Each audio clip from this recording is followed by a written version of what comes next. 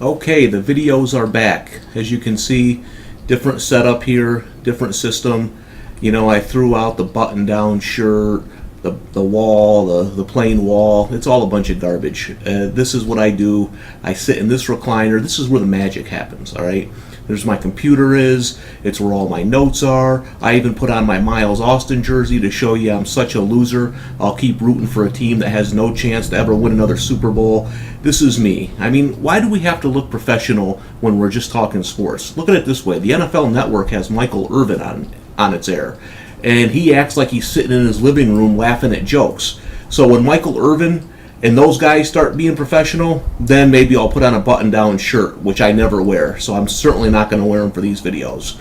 So let's start with the draft. We're going to start with the position quarterback.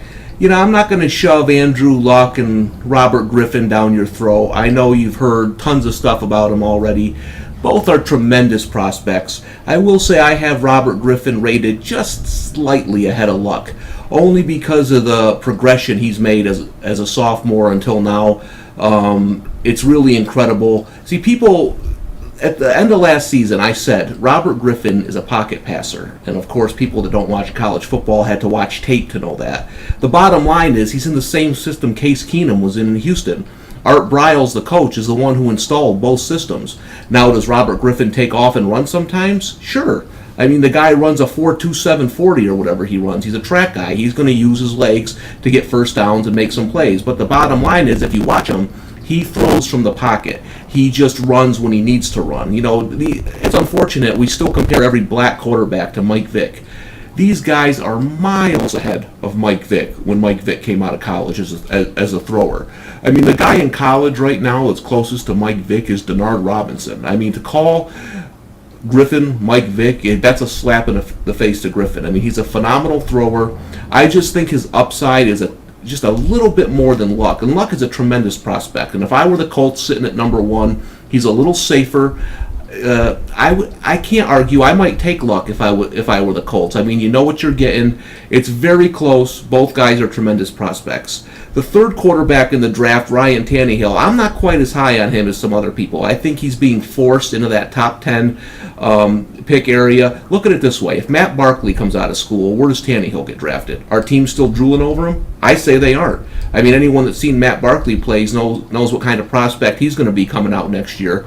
And I just don't feel Tannehill would be a top 10 pick. I think he'd be more of a late first-round pick, and that's where I think he should go. Personally, I have a second-round grade on Tannehill. He's got upside. He's got athleticism. He's a leader. You know, there's a lot of things to like about him, but he's not ready to come in right away and lead an NFL offense. And, you know, some of these teams like Miami or Cleveland that are looking at him, that could be a good place for Tannehill because you got a Colt McCoy, you got a Matt Moore who can kind of stay there, quarterback the team for a year and let Tannehill learn, and then maybe in 2013 he'll be your starting quarterback. Watching him on tape, I think he has a ways to go. I think he's going to get overdrafted. The fourth quarterback, and a guy I like, is Brandon Weeden. Now here's a guy accurate, understands offenses. He's going to be 28. You know, he played minor league baseball. He's a little older. He was really a leader and really grasp that complicated Oklahoma State offense. And that's, you know, don't forget, we hear this, well, can Cam Newton learn an NFL offense? Can Robert Griffin learn an NFL offense? These guys are playing in more complicated offenses in college these days. I mean, these college offenses, with all that they throw and run and everything, I mean, you have to be a pretty smart quarterback to pick up what Gus Malzahn or Art Briles is doing at the collegiate level. So I'm pretty sure you can pick up what Cam Cameron's doing at the NFL level, the 2 runs, an out, and a punt. So Weeden, he grasped the offense. The one problem I have with Weeden is he starts games off slowly for some reason. I don't know why this is. I've seen him do it a few times. He looks awful. And then all of a sudden, he just turns it on. And at the college level, with Oklahoma State running all those plays and having all that explosion on offense, he could get away with that. But in the NFL, obviously, you can't play a bad first quarter every time out. So if somebody can figure out why Weeden starts off a little off early on, I think he'll be okay. I think he's going to be a good starting quarterback at the NFL level. A couple other guys that are in the mix. After those four, it's kind of jumbled around. You have Kirk Cousins of Michigan State. I see him as more of a career backup. I compare people to Matt Moore and Kyle Orton, and people think that's a slam. That's not a slam. Most quarterbacks in the NFL are Matt Moore and Kyle Orton. I mean, how many Tom Brady's and Peyton Mannings and Drew Breeses are there in the world? There's just not a lot. I mean, if Kirk Cousins can come in and be a guy... See, I always look at a backup quarterback like this. Can he come in and quarterback my team for a month? I mean, if you lose Eli Manning, if you lose Drew Brees, unless you're lucky enough to have a Tom Brady on the bench, your season's done anyway. I mean, let's be honest. You're not winning no Super Bowl without those guys, or they wouldn't be as important as they are. So what I want out of a backup is, can he come in for a month and lead my team if my quarterback's going to be out for 4 to 6 games? And I think Kirk Cousins can do that. Now, can he be an every game starter? That I don't think he can do.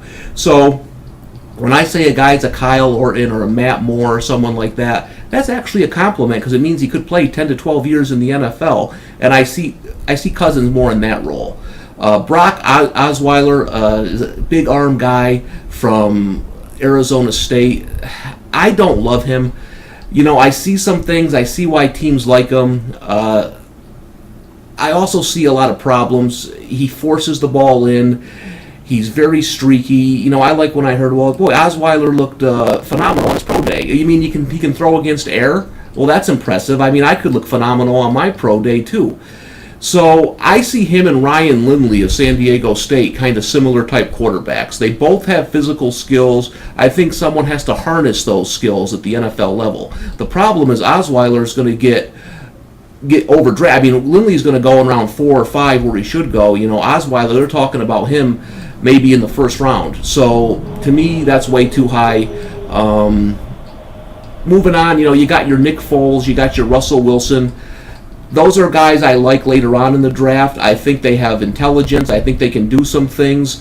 They're limited physically, but as backups, maybe guys that can come in and start some games for you, I think they'll be okay. And I mean, that's basically the quarterback position. It's, you got your heavy top at the top. You're going to have the top 2 picks. And then after Tannehill and Whedon, you have some drop off. So that's what's to look for at the quarterback position. Fantasy-wise, I think Griffin and Luck are going to come in right away and produce. Those are guys I'll rank. I'll probably have Griffin around 16. I'll probably have Luck around 24. If they go to the teams we think they will. Those are the only 2 I think that have fantasy value for this season. You can check my rankings at sportsgrumblings.com. You can also come to my blog, thepigskinguy.com. I update rankings every week. I have a ton of draft stuff. I have a ton of fantasy stuff there. And then Sports Grumblings runs some of that stuff as well. So go to either place. You can also catch me on Twitter at Thomas Casale. Draft, fantasy, anything you want. Shoot me a line, and I'll be back with the next edition, running backs, and then receivers and tight ends. We'll cover everything for the NFL draft. Take care.